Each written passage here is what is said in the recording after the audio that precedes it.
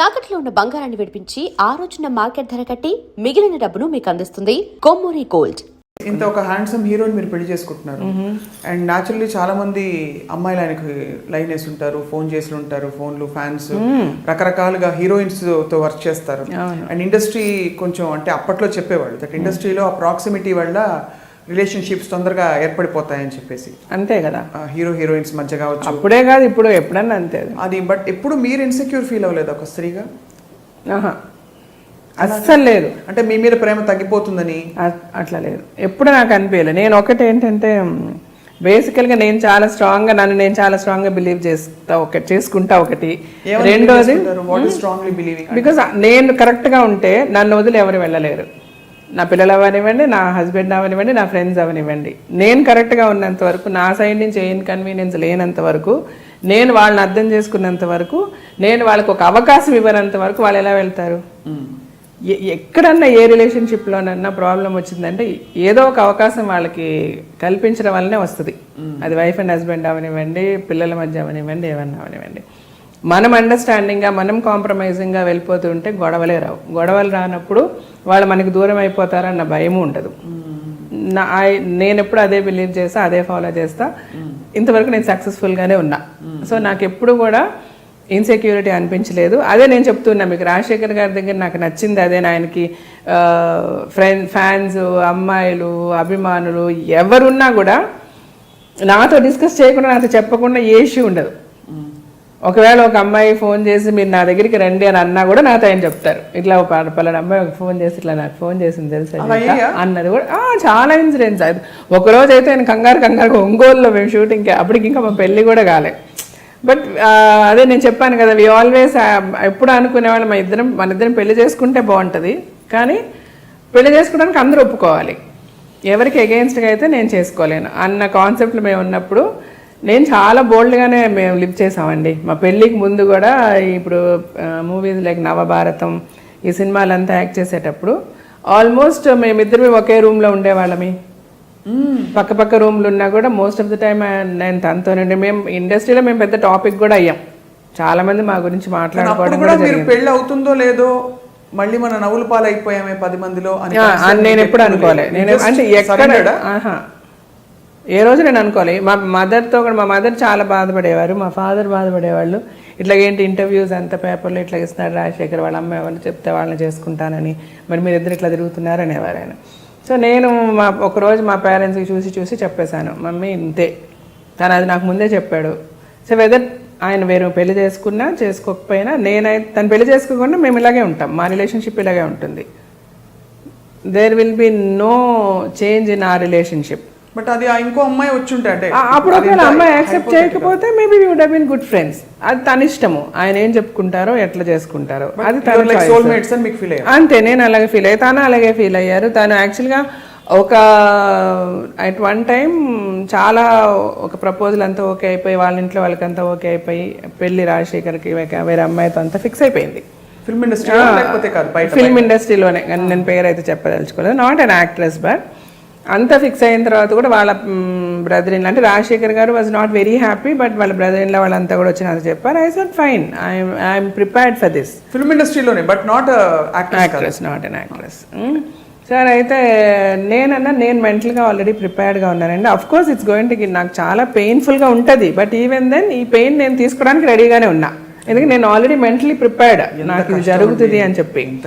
And నేను చెప్పాను, ఆయన రాజశేఖర్ గారు కూడా, తను కూడా ఒక లెవెల్కి కన్విన్స్ అయ్యి, ఆ పెళ్ళి అనేది ఆల్మోస్ట్ ఇంక పెళ్ళి వాళ్ళు వీళ్ళు మాట్లాడుకోవాలి అన్నీ అయిపోయాయి, 2 ఫ్యామిలీస్ కలవడం చేయడం అంతా. బట్ తర్వాత ఒక 1 డే ఆ అమ్మాయి నన్ను అంటే తను నాతో చదివింది స్కూల్లో, నాకు 1 year సీనియర్ అమ్మాయి. ఎవరో చెప్పచ్చు కదా? లేదు చెప్పకూడదు, దట్స్ నాట్ నైస్. సో అయితే తను ఒకరోజు రాజశేఖర్ గారు ఫోన్ చేసి తను నేను కలవాలంటుంది. మా సినిమా స్టోరీలా ఉంటుంది మరి యాక్చువల్గా. So early morning 5 o'clock 6 o'clock ఏదో గుడికి వెళ్దాం అనుకున్నా. వాళ్ళిద్దరు వచ్చారు, నేను వెళ్ళాను. మేము గుడికి వెళ్ళాము. ఎప్పుడు లైక్ ఆయనకు ఒక కారు ఉంది, యాంబీ అనమాట, అప్పుడు తను యూజ్ చేసేది. సో తను ఫ్రంట్లో నేనే కూర్చునేదాన్ని ఎప్పుడు నార్మల్గా. ఆ రోజు మటుకు ఆ అమ్మాయి కూర్చుంది, నేను వెనక్కి కూర్చున్నాను. మేము వెళ్ళాము, గుడికి వెళ్ళాము, చూసాము, అన్నీ అయింది. ఎంత కష్టం అండి మనసుకి. హలో అంటే హలో, నేను చెప్తున్నాను కదా, హలో అంటే హలో అనుకున్నా. మా ఇంటికి నేను వెళ్ళిపోయాను. I fell very sick. తర్వాత నాకు చాలా, అంటే ఎవరితోనూ షేర్ చేసుకోలేము. అట్ ద సేమ్ టైం ఇద్దరికీ పెయిన్ ఉంది.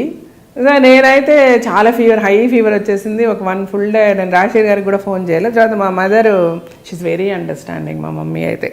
సరే ఆవిడైతే she's no more now, I miss her a lot. సరే అయితే తను షీ కాల్డ్ హిమ్ అనమాట. ఆయనకి ఫోన్ చేసి ఇట్లా జీవిత ఈజ్ వెరీ సిక్ అని అంటే వెంటనే వచ్చి then is being a doctor medication అది ఇచ్చారు చేసి then he stayed with me for a while and then he went away. సరే ఇది జరిగింది. తర్వాత మేము ఇద్దరం ఒక సినిమాలో కూడా యాక్ట్ చేసాం. ఇంకా పెళ్ళి మాటలన్నీ జరుగుతున్నాయి. ఆ అమ్మాయికి నాయనకి ఎప్పుడు పెళ్ళి ఏంటి అంతా. ఇంద్రధనుస్ అనే మూవీ చేసామన్నమాట. అందులో చూస్తే నేను చాలా సిక్కుంటా. మీరు if you watch the movie now after this interview will know. అంటే చాలా సన్నగా ఒకలాగా చాలా పేల్గా ఉంటారనమాట. I'll be very sick in that film. ఇద్దరమే యాక్ట్ చేస్తున్నాము, ఇద్దరికి అన్నీ తెలుసు, like he's going to get married అంతా. బట్ ఆ అమ్మాయి ఏంటంటే సడన్గా one day he was very tensed. Shoot అయిపోయిన పక్క రూమ్లో ఉంటాం కదా, చాలా టెన్షన్. ఏంటి ఫోన్లో వెళ్తున్నారు, మాట్లాడుతున్నారు, వస్తున్నారు అంతా. So then I asked him, ఏంటి ఏమైంది, వాట్ ఈస్ ద ప్రాబ్లమ్ అని అంటే, no we have an issue.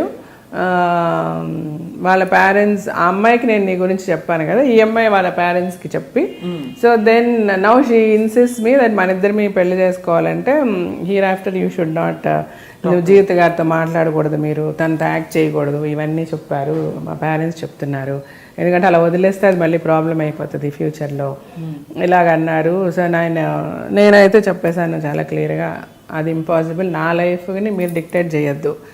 As a wife మీకు ఏ ప్రాబ్లము రాకుండా నేను చూసుకుంటాను. అది నా సైడ్ నుంచి ఏదైనా తప్పు జరిగిన రోజు మీరు మాట్లాడండి.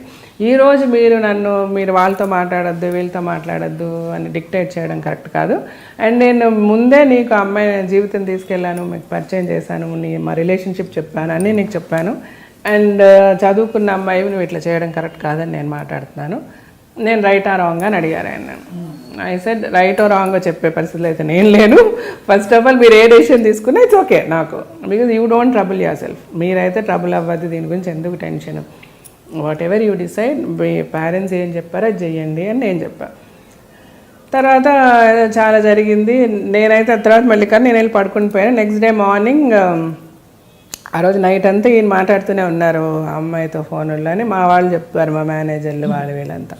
So then next day he told me, నేనైతే ఒప్పుకోలేదు.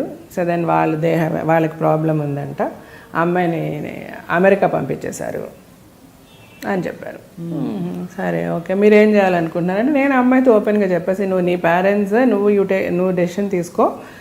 అమ్మాయికి యాక్చువల్గా ఈ ప్రపోజల్ వచ్చింది, ఆ అమ్మాయి చాలా ఇష్టపడి ఈయన చేసుకోవాలని చాలా పెద్ద లెవెల్లో వచ్చే మాట్లాడారనమాట. సో ఈయనకి బాగా తెలుసు ఆ అమ్మాయికి ఆయన అంటే ఇష్టమని. సో నా వరకు అయితే నీకు ఏ అష్యూరెన్స్ అయితే నేను ఇచ్చాను అవన్నీ ఓకే. అలాగే మా పేరెంట్స్కి కూడా ఇష్టం కాబట్టి ఐ విల్ మ్యారీ యూ, నేను కేర్ఫుల్గా నేను చాలా బాగా చూసుకుంటా. బట్ జీవిత విషయం నేను ముందు నుంచి నీకు చెప్పిందే. తను ఎప్పుడు కూడా నాకు మంచి ఫ్రెండ్గా ఉంటుంది. మా రిలేషన్షిప్ ఎంతవరకు ఉంటుందని అది నీకు అనవసరం. మేబీ నేను తర్వాత కూడా తనతో మాట్లాడినేమో, అది వేరే. బట్ నాకు అది కండిషన్గా పెడితే నాకు నచ్చదు. అది నాకు I cannot take it. So you take a call, నీ పేరెంట్సా నేనా అని నేను చెప్పేశాను. తను వాళ్ళ పేరెంట్స్ మాట విని యూఎస్ వెళ్ళిపోయింది. ఫర్గెట్ ఇట్ అన్నారు ఆయన, అంతే. ఆ తర్వాత మామూలుగా మేము 2-3 ఫిల్మ్స్ యాక్ట్ చేసాము. మగాడు టైంలో ఈ మెట్ విత్ అన్ యాక్సిడెంట్. ఆ యాక్సిడెంట్ తర్వాత వాళ్ళ ఫ్యామిలీ. సో ఐడియా ఎక్కడి నుంచి వచ్చింది, పెళ్లి చేసేసుకోండి మీరు ఇంకా చాలు అనేసి? పెద్దవాళ్ళు చెప్పారా? పెద్దవాళ్ళే, వాళ్ళే చెప్పారు. వాళ్ళే అంటే ఇంకా యాక్సిడెంట్ తర్వాతనే హాస్పిటల్లోనే ఉన్నారు ఆయన. ఆల్మోస్ట్ 1 month 1.5 month హాస్పిటల్లో ఉన్నారు. తనతో నేను హాస్పిటల్లోనే ఉన్నా. ఆ తర్వాత ఇంకా హాస్పిటల్ నుంచి డైరెక్ట్గా వాళ్ళ ఇంటికే తీసుకెళ్ళాను. నేను మా ఇంటికి కూడా పంపేలా.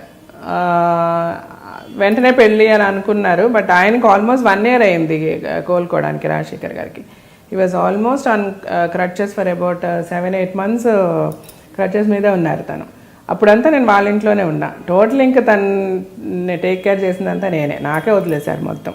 తర్వాత తనకు బాగా అయిన తర్వాత పెళ్ళి అని అనుకున్నాము. ఆ లోపల మా ఫాదర్ చనిపోయారు. ఇంకా మళ్ళీ 1 year ఆగి పెళ్లి చేసుకున్నాం అనమాట.